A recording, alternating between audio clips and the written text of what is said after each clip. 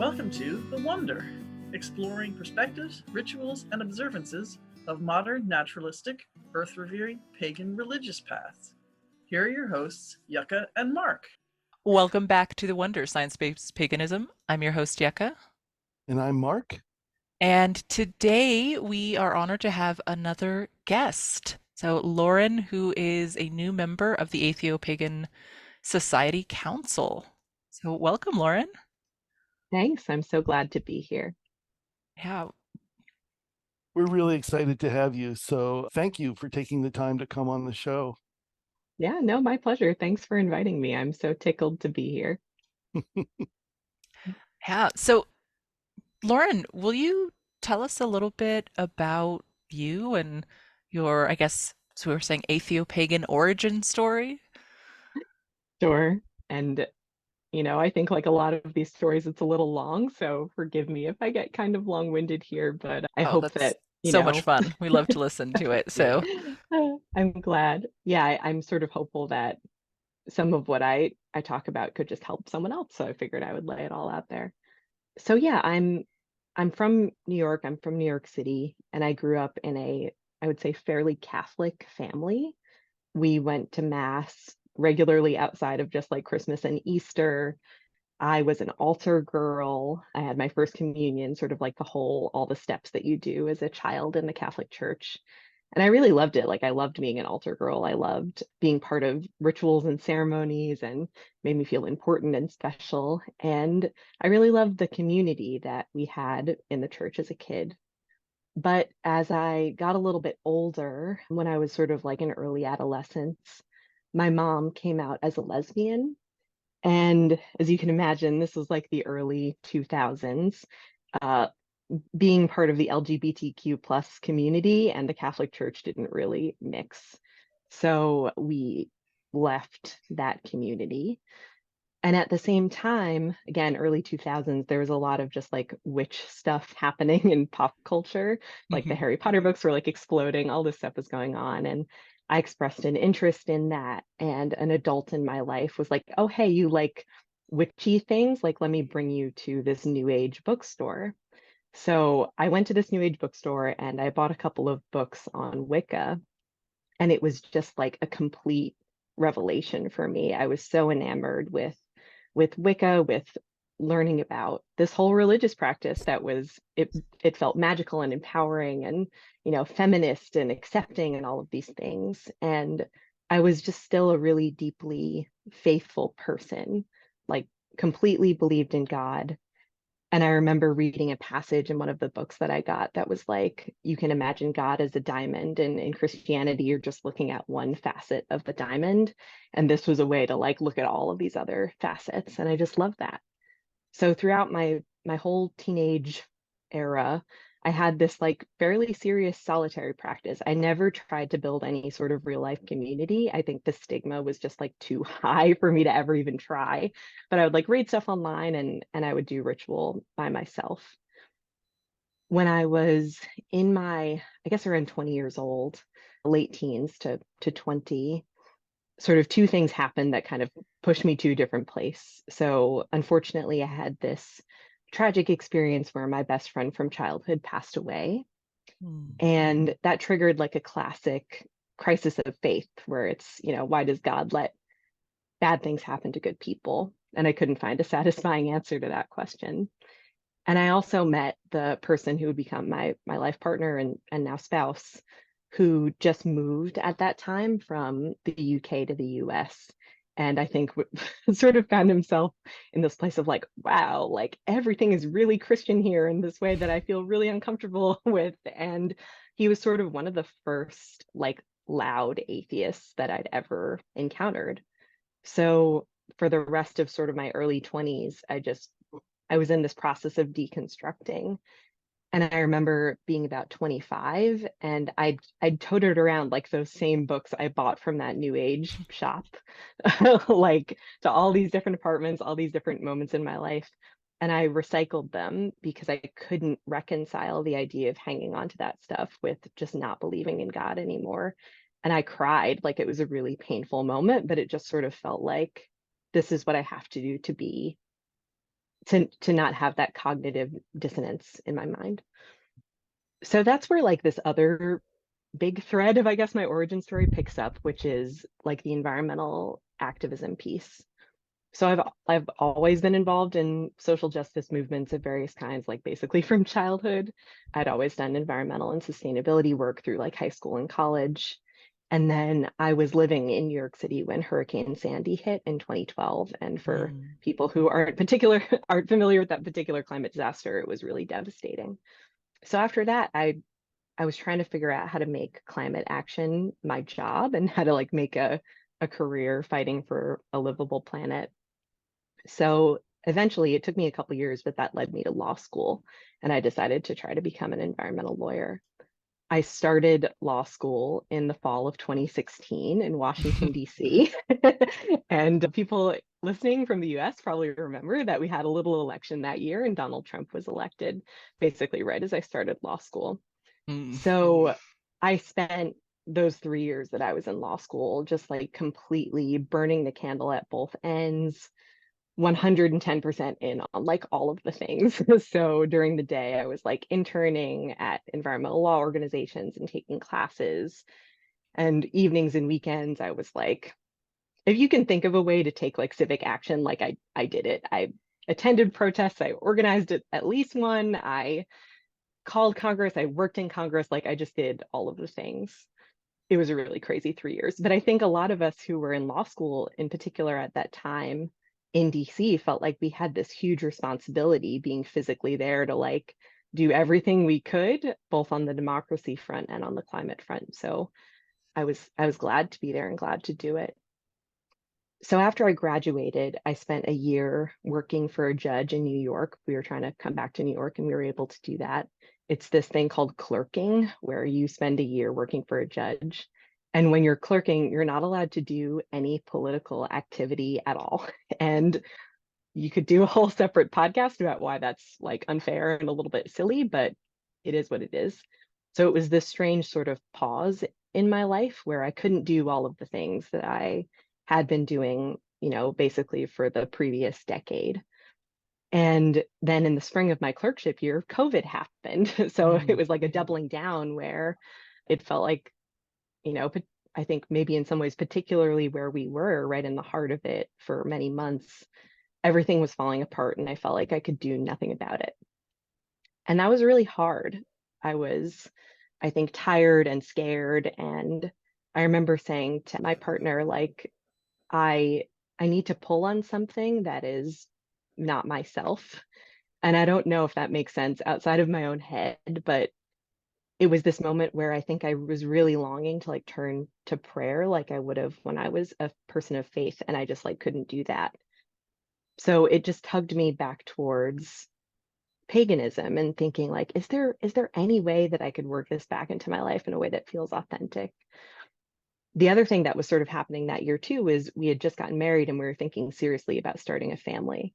And that raises all sorts of questions too about like, well, how are we going to raise this kid? And we're two people who don't believe in God, but we want community around our kid, and thinking hard about those questions and the sort of life that we wanted to build in that way. So I just started poking around on the internet, and I think, many Googles in, I found the SAS Reddit page. And on some post, I saw a comment that mentioned atheopaganism, and I like found the community from there.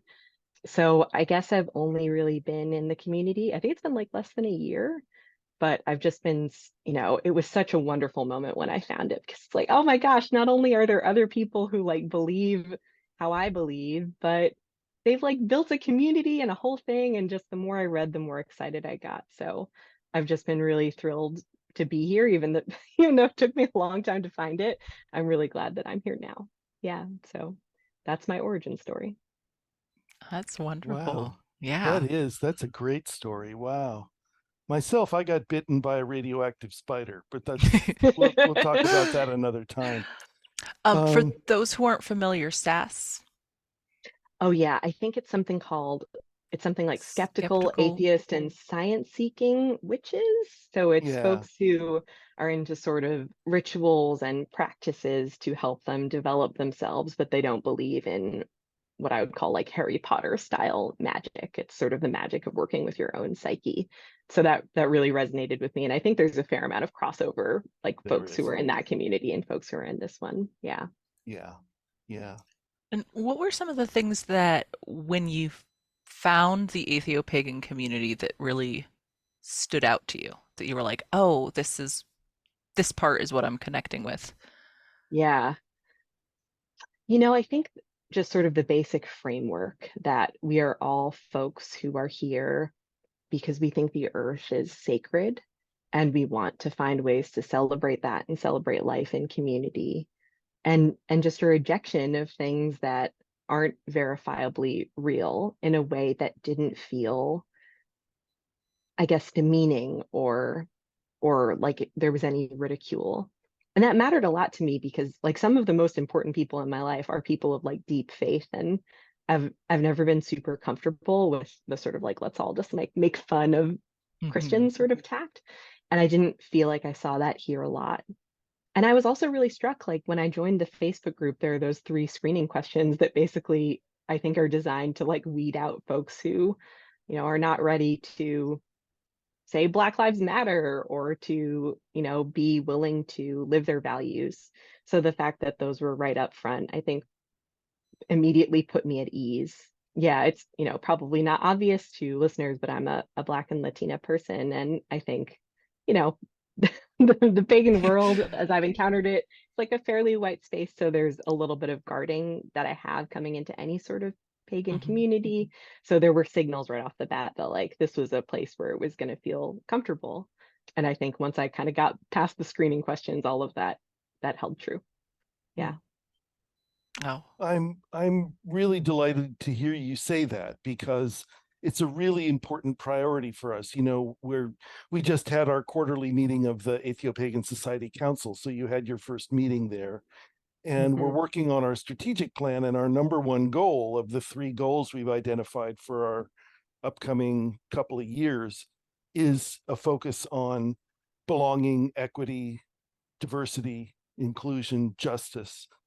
The activism element of atheopaganism is something that's really important to me. The idea that we're not just doing this to be the best people we can, but also to make the best world we can, to redress wrongs and to live in sustainable harmony as best we can with the ecosystem, the biosphere. Yeah. So I'm really excited, to hear you articulate, all that political passion, because I have a ton of it myself, and it's just so important at this time. Mm. Yeah, I think so too. And I think something that has been so wonderful for me coming into this community, I think I didn't know it, but I was really looking for some way to both soothe my own eco anxiety and climate anxiety, and sort of elevate the work that I do like during the day and sort of the organizing I still do in the evenings as something sacred and something that, wasn't just an intellectual exercise. Yeah. I was always during like the Trump DC era of my life when I would go to actions that were led by, like progressive Christian groups or sometimes indigenous folks, and they would bring that element of a spiritual connection. I think there was like a longing on my part that I felt those things too, but I felt like I couldn't lay claim to those feelings in any way. And Mm. being part of the Atheopagan community, I think, is a way to sort of like say loud and proud, the earth is sacred and we all believe that and we're here for that. And you can do that without appropriating anyone's culture or sort of claiming things that aren't yours to claim, but by, I think, acknowledging what belongs to all of us as human beings. It's a framework to access that. And I really appreciate that about this community. Mm. Ah, yeah, it's wonderful to hear you say that. I just kind of like to sit with it for a while. Because we're living in quite a time, it's gotten very late Yeah. on a number of fronts, and it's been far too long on other fronts, and it's just a lot of things are coming to a boil now at the same time. And so being active participants in that is just so essential. I've been really encouraged to see how much interest there is in the community, in standing up for those principles, standing up for inclusion and for environmentalism and for feminism and for the LGBTQ community and the BIPOC community, and really saying, drawing a line in the sand and saying, this is where we stand.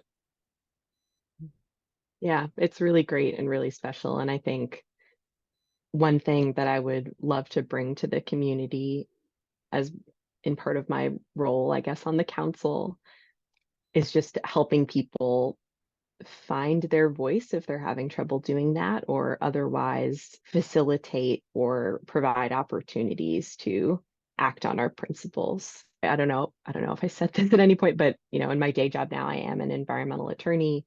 I bring thank you. It's pretty awesome, I'm not gonna lie.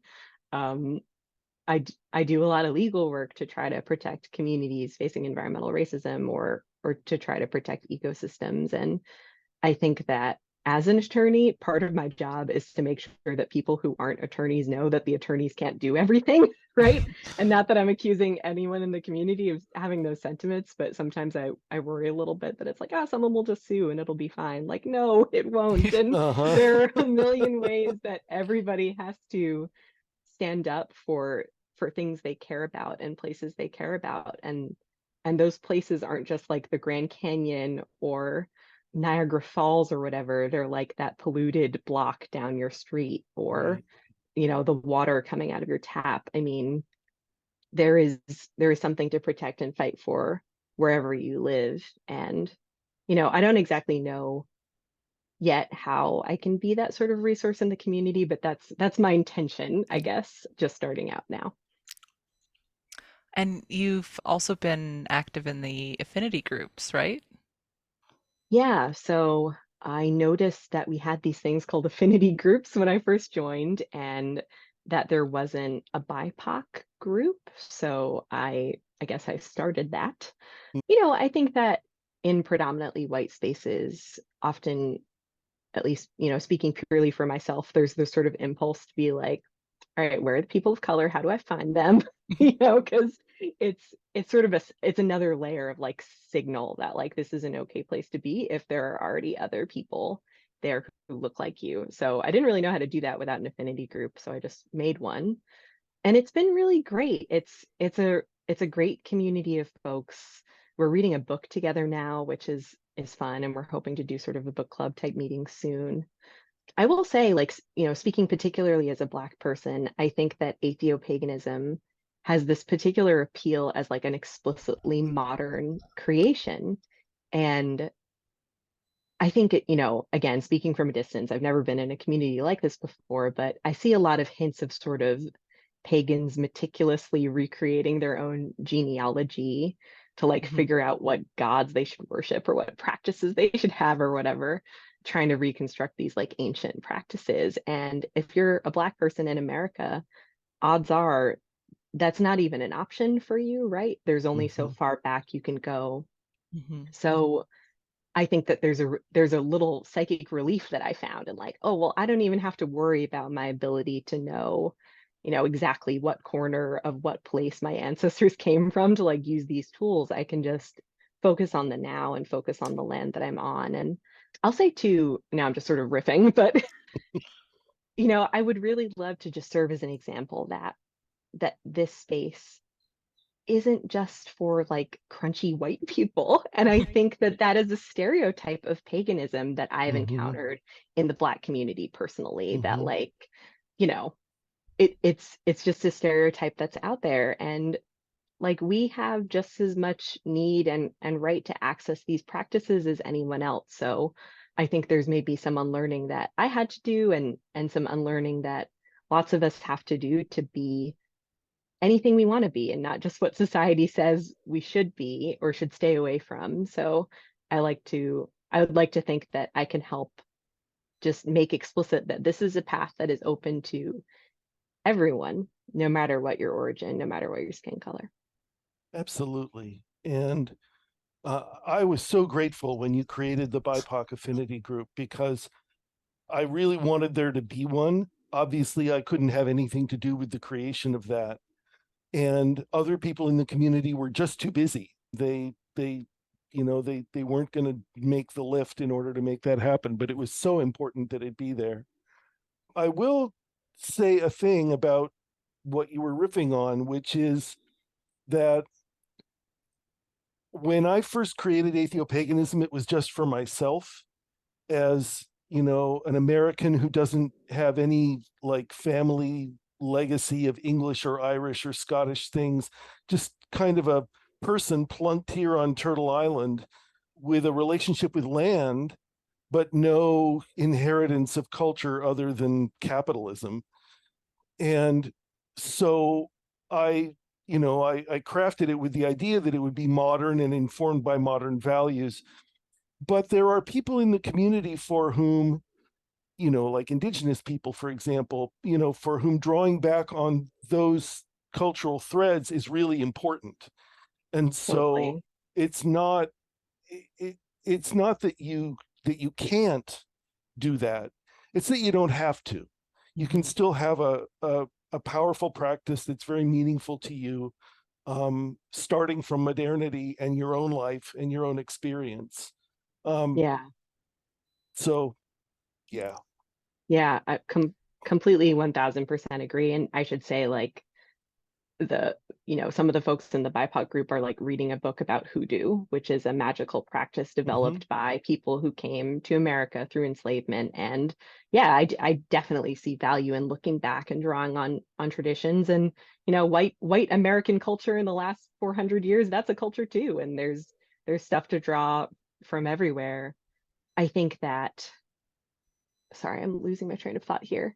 No, there's something to draw from, and there, in every culture, right, there are magical traditions in your family tree, right? And often for people of color, I think they're a little bit overlooked.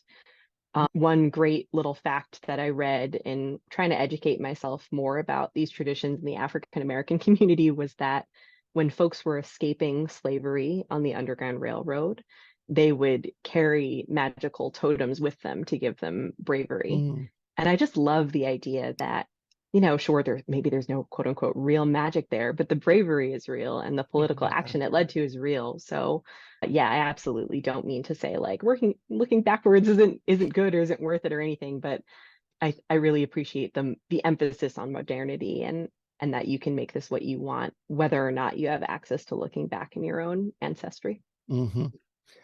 And we've been using the term BIPOC. I think that might be a little bit new for some people. Some people are familiar with it, but can you define that for our listeners who haven't come across this term before or have only Yeah, seen it sure. written? Absolutely. Thanks for that flag. Black, Indigenous, and People of Color, BIPOC. That's what that stands for. And I should say too, our community, the BIPOC group is small. It's still developing as it should. And I think that we aren't necessarily committed to using that term forever. There are interesting debates happening within various cultural groups in, I can only speak about, I think, the US, but within the US about what umbrella term we should use to refer to ourselves, and those things are in flux. So that name isn't chiseled in stone, but it's a handy shorthand, I think, for racialized groups in the United States to come together in this moment for the purposes of this community. Yeah. Yeah, that's great. Thank you. Thank you. I was just in DC a few weeks ago on a lobby trip, and I had the good fortune of getting a reservation to go to the National Museum of African American Culture and History. I mean, honestly, I think every American should be marched through there. It was profound and infuriating and tragic and inspiring and just an extraordinary experience. And I really recommend it to anyone who doesn't feel that they have a grounding in what that experience is, at least to the degree that I can get my mind around it as not being that kind of person. I got the chance to go before we left DC, and it's an amazing museum. Really Hard is. recommend. Yeah. Yeah. So you're now on the Atheopagan Society Council, and you've talked a little about some of the roles that you kind of see yourself as playing within the community. Where do you see us going? We're relatively recent. I published the essay that became the book in 2009, which is now starting to be some years ago, but time is slow that way. The council's been around 4 years at this point. Right. Yeah. We only just got our nonprofit, status a couple of years ago, but that was an important step to say this is more than about individuals that are working within this community now. We want to create a container and a vehicle for these ideas, to be sustained into the future. So I know you've been to one meeting, but do you But you've have been a thoughts member of the about? community for quite a while now as well, Yeah. right? Yeah, Yeah. a year-ish or so. Yeah, man, I guess my hopes are really simple that it just keeps growing and it stays inclusive and that we become a place where folks from all walks of life feel comfortable. I should say I'm also part of the parents affinity group. I have Mm-hmm. a young child and we've been talking about some really cool stuff like maybe a scouting program. And I think that there are so many people who are in a similar boat to me where like they're parenting, they didn't necessarily grow up with a pagan, much less Atheopagan orientation towards things, and they're trying to figure out how to raise kids with these values. So I hope that that space in particular continues to grow. I think I've I've heard you, Mark, maybe on another episode talk about a book of rituals that you're coming out with. Mm-hmm. I think it would be wonderful if we start seeing folks sharing examples of how they celebrate the seasons and life transitions. And I know that like some of that is out there already, but I think for lots of people, including myself, there's like a path paving there that can be really helpful to see examples of how you actually like do atheopaganism and also a sense of community when of course like a ritual for me here in New York City probably wouldn't relate with the land in the same way that it would for either of you in different parts of the world, but it's nice to think about some commonality because I think, you know, Mm-hmm. when you're in Catholic Mass and you know that this Mass is really similar to a Mass happening hundreds of miles away, that builds that sense. So finding common threads if we can, I think would be a nice way to keep the community cohesive, even as it continues to grow and spread and morph based on the geography of the particular Atheopagan or Atheopagan family. Yeah. Yeah, now that you mention it, the idea comes to mind. I mean, my book is coming out in April, and it's much more of a how-to book than the first Atheopaganism book, which was the first half of which is theory, really. And then the second is about the principles and, doing rituals and the holidays and all that kind of stuff. But maybe another project would be editing a crowdsourced ritual book. More like an anthology. Yeah. Yeah, so, Reaching out to the community and getting yeah, not everybody, but whoever wants to share their insights and sharing right. that could be amazing, I That think. could be really good. Yeah, I mean, the other thought that I had that I floated a while ago, and it just seems that nobody has the spoons for it, is a parenting book that I would edit, but I can't write because I'm not a parent. Well, I am really interested in that one. It just needs to, got to get the timing to work on that if other people are interested as well. I Because really I think can't do the whole book, but I think that there's some sections that I'd be able to do. great. Yeah. Yeah, and I mean, I think the one of the things that we are presented with now as an opportunity is the whole question about families and kids and how we engage families and, basically build culture within family units, right? Which I just think is so exciting. And I know John Cleland Host, who's currently the chair of the Atheopagan Society, I mean, he kind of stumbled into all of this because of wanting to have culture for his children. So yeah, that really presents a great opportunity, I think. And we're getting Yeah. folks now with different ages. I mean, his kids, his oldest are probably going to be off to college soon, right? Yes. And a lot of Yeah. there, I know there's a lot of us with real little ones, but there's a good range of ages as well. Mm-hmm. So, Mm-hmm. Yeah. Oh, I can see the book sitting on a shelf right now. And yeah. it's not very thin either. There's a lot in it. Well, and even just within the umbrella of paganism in general, there aren't a lot of parent books. I mean, there's Circle Mm-mm. Round, there's hmm Lauren, can you think of any others that are I mean, when I was specifically like, pregnant, I looked and I have Circle Round sitting on my bookshelf. Me too. I think I'm blanking on the title, but there's another book with sort of like things for, stories for kids. Of course, I think there's all sorts of material for kids to engage with the seasons, but in terms of actual parenting tips or family guides, no, practices that family like from yeah. practices. No. I don't think if there's stuff out there that I haven't found it. So I would be really grateful for some sort of anthology coming out of the community. Yeah. Gotta happen. And And then of course I don't think there's anything specifically from an atheist point of view, right? There's plenty of, like you were saying, the seasonal kind of secular stuff that's like, Yeah, yes, it's fall and the leaves are changing, but right. not right. really something that's coming at it from that angle. Right. Yeah. And I know that, like, I know some folks who are involved in like Unitarian Universalist congregations, and I think they might have some curriculums and things for kids, but so there, and I think the Humanist Society, I don't know, they might have some stuff. They So there's do. probably Yeah. like things out there that we could draw from, but nothing that weaves together all of the pieces that make the Atheopagan community special. So I think it would be neat if we could make a contribution like that. Boy, And me I like too. books. I like to Yeah. have a book in my like I appreciate podcasts and blogs and all of that, but there's something very different in terms of the experience of turning a page and sitting on the, sitting cuddled under the blankets with the kitty cat next to you as you like turn the pages and sip your warm drink. It's just a very Yeah. different experience. Yeah. Yeah. Definitely, yeah. Yeah. And I will say, I think Mark mentioned the John Cleveland host and Pagan Families episode, and Arwen, I think you were in on that one too, right? I was, yeah.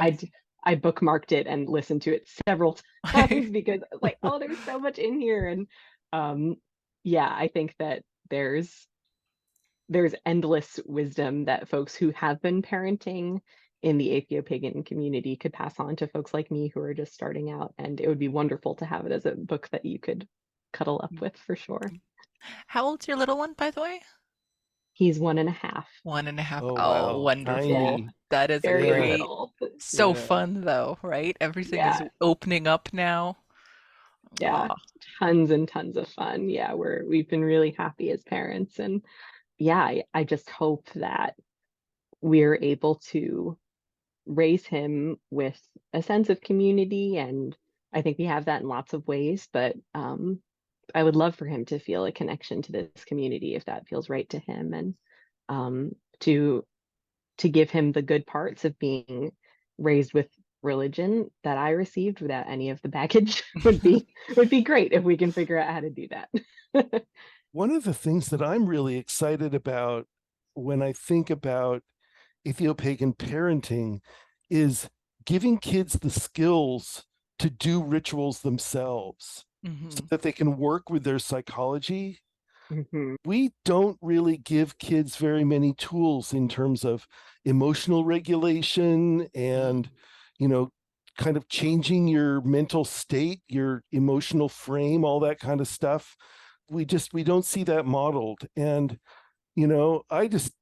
I'm really excited at the prospect of a 12-year-old who decides, okay, I'm going to light a candle and I'm going to contemplate that candle and it's going to calm me down and I'm going to be okay about what Marianne said at school, that kind of thing. Yeah. So, Definitely. Yeah, like as your brain is developing in those teenage years, that's when you need those tools the most in some ways. And I think that's why I was so drawn to it as a teenage girl myself. And, I have read a fair few, I guess, gentle parenting type books Mhm. that talk about introducing things like breathing techniques to your kids. So I am hopeful that some of that stuff that we might call rituals and other people might call, just mindfulness practices, Mhm. are making their way into parenting culture with folks who are becoming parents now. But there's so much more that could be explored and could be articulated for kids, and I would love that for my own child for sure. Yeah. Yeah, because the world of ritual, it feels so good, and it can be so enlightening with a lowercase e in terms of understanding yourself, seeing what your proclivities are and what your core beliefs are, and kind of understanding what your lens is on the world, and maybe seeing some of the limitations of that and being able to better understand how other people see the world. There's just so much in it. And, I've been a pagan since 1987. And Yucca, of course, you were raised pagan. And I still feel like I'm only kind of nibbling at the edges of all of the things that it can do for me, Hmm. and the I the think we're still richness that it figuring it brings to my out life. Yeah, I think so as a too. community. We're really, sorting through that. Yeah. Yeah. That was one thing, when I thought about, okay, how we're gonna merge atheism with paganism. How is that gonna work? It occurred to me that the big piece that comes with the paganism is 50 or 60 years of experience accumulated in how to do effective rituals, Hmm.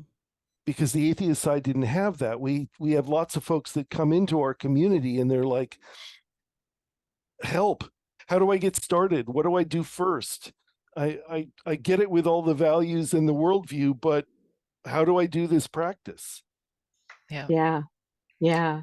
One of the things that I really value about that from the parent perspective is that one of the things that we're doing for our kids is helping them to develop skills. And then when they grow up, they're going to go in the direction that they went, right?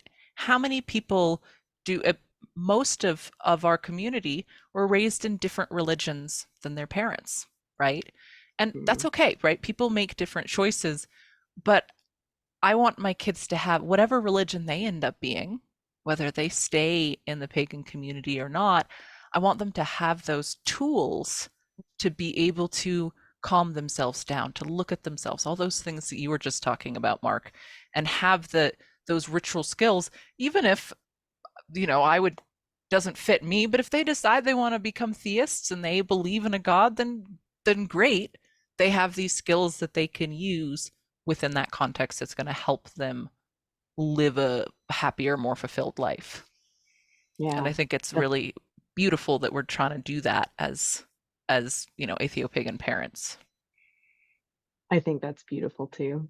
And while we're on this topic and we're talking a little bit about practice, it just occurs to me to name that I I really found the tools that I had available to me through my practice to be so helpful in getting through like pregnancy and the Hmm. newborn stage and birth. And I had a really tough childbirth experience, and it took me a Mm. long time to sort of bounce back from it. And I found the newborn stage really hard. And like, man, if there's ever a time when like you've got to lean into your meditative or your safe place exercises, it's like those first couple weeks postpartum, right? Oh It's yeah. really tough stuff. And if there's anyone who's out there who's pregnant and thinking about making space for this in their life, like I could not give enough of a thumbs. Obviously, postpartum also do all the things that you need to do for your mental health with therapy or whatever other support systems you need. But And I the think that physical this is, stuff too,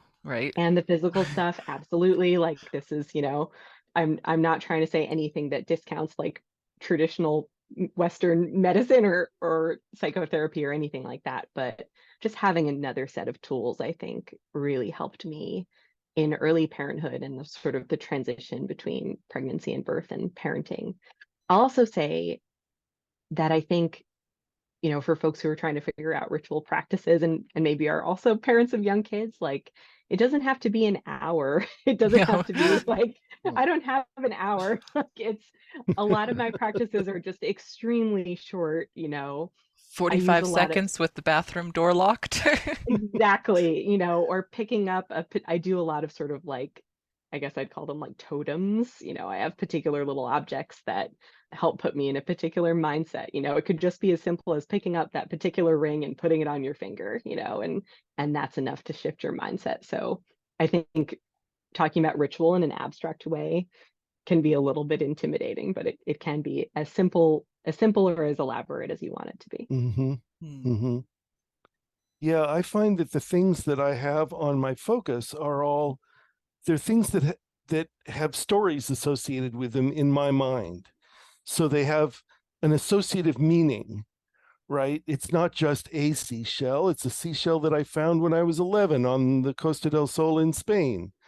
It's got that was stirred up by a huge storm that brought all these shells up onto the beach. So the charging of items, which obviously isn't really a physical process, it's a psychological process. It's building a strong association between a thing and a state of mind, right? That's a very, very powerful practice, and it's one that anybody can do, and it's a way to do a quickie ritual, right? Yeah, you pick up the ring, you put it on. Okay, now I've got my bravery ring. Yeah, exactly. And I guess it occurs to me, I don't know if totem is like a word I'm accidentally appropriating from some group. Maybe I should say talisman, but yeah, the idea of having an object that just has that story, I think that can be really powerful, and it's really short and simple, but is enough to sometimes turn your day around or give you that extra boost. And I think a lot of my practice has been, especially sort of before I had a kid, it was all stuff to just like make me work harder or make me braver in political action. And I'm trying to have a more open mind these days about what I can use it for, that it isn't just a thing I should use to help me churn out another couple pages on a legal brief. It's like something that I can use to just like expand myself or heal myself or just have fun or whatever it is. Yeah. I think I'm trying to broaden my mind and encourage other people to have a broad mind about what it can do for you. Mm. Yeah, one of the pieces that we often it doesn't get talked about in the pagan community very much is how pleasurable ritual can be. It just feels good. And that in and of itself is a perfectly fine outcome. That's a great outcome, right? You're in a bad mood, so you go and you do a thing, and then you're not in a bad mood. Well, that's wonderful. Or you're not Yeah. even in a bad mood to start with. No, you're just You're just, yeah, it just messing really feels around with good. candles and incense and cool objects, and it just feels really cool, and you feel sort of wizardy, and it's all fun. Yeah, it's inherently fun often. It Yeah. is. It's play. It's a form of play. Yeah.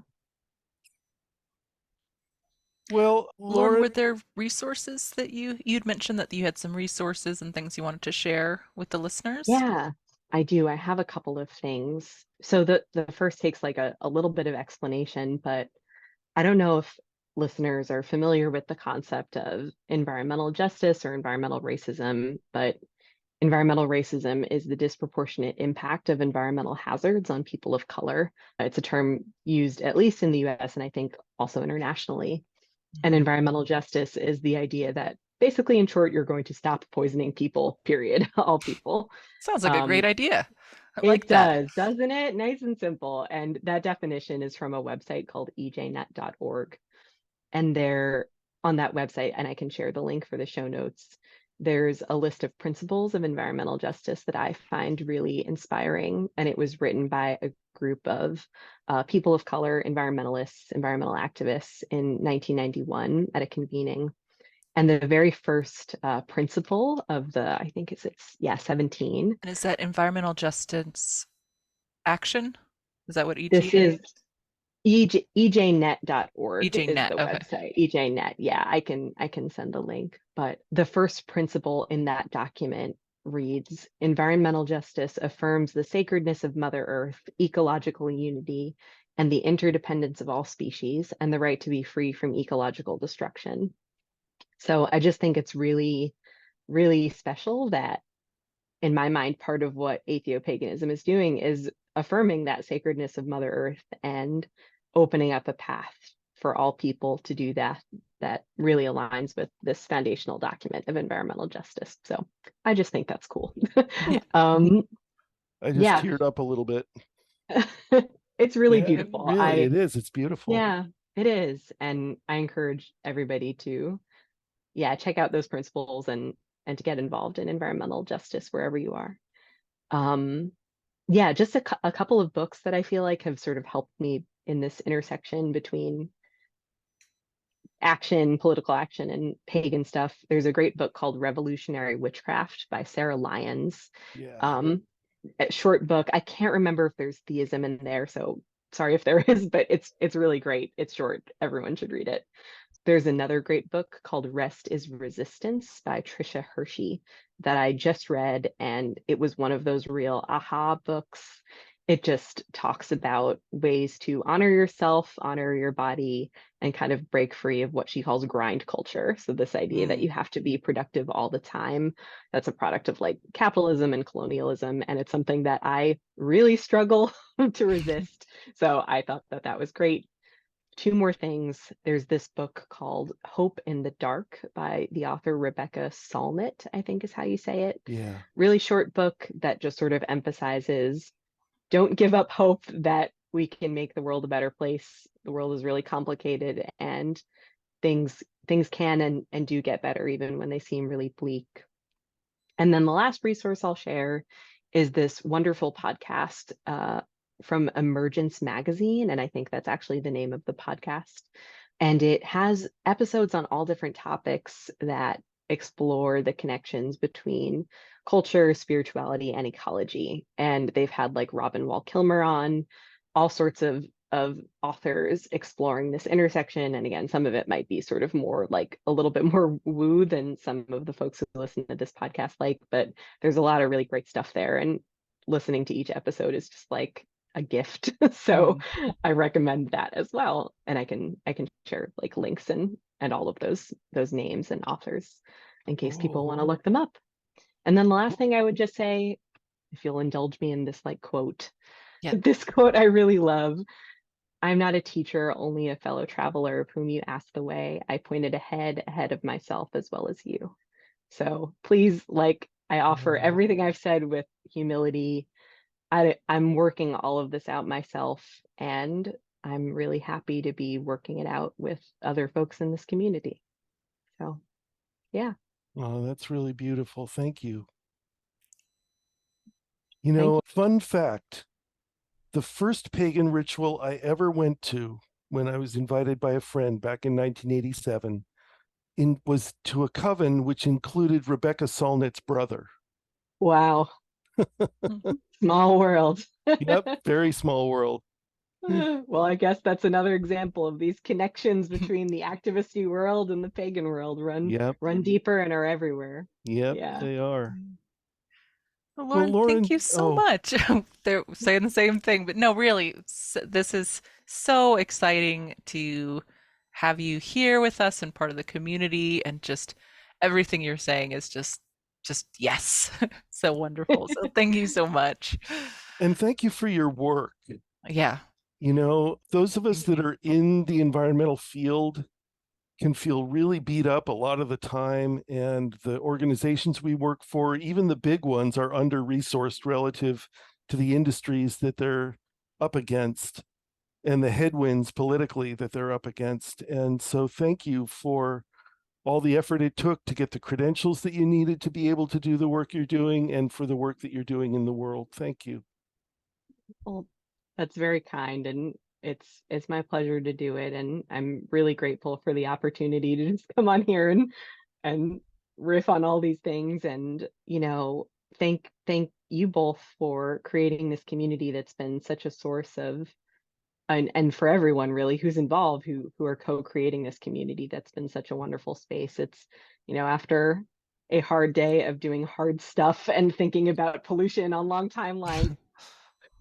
It's such a wonderful treat to just like listen to an episode of this podcast or check out the Facebook group. It's been a tremendous source of solace for me, and I hope that it is for other activists who might find their way into this space. So yeah, really, really grateful all around. Well, thank you so much. And with that, I think that's a good place for us to stop. Gratitude is always a good place to land on. So thanks once again. Thanks to all our listeners.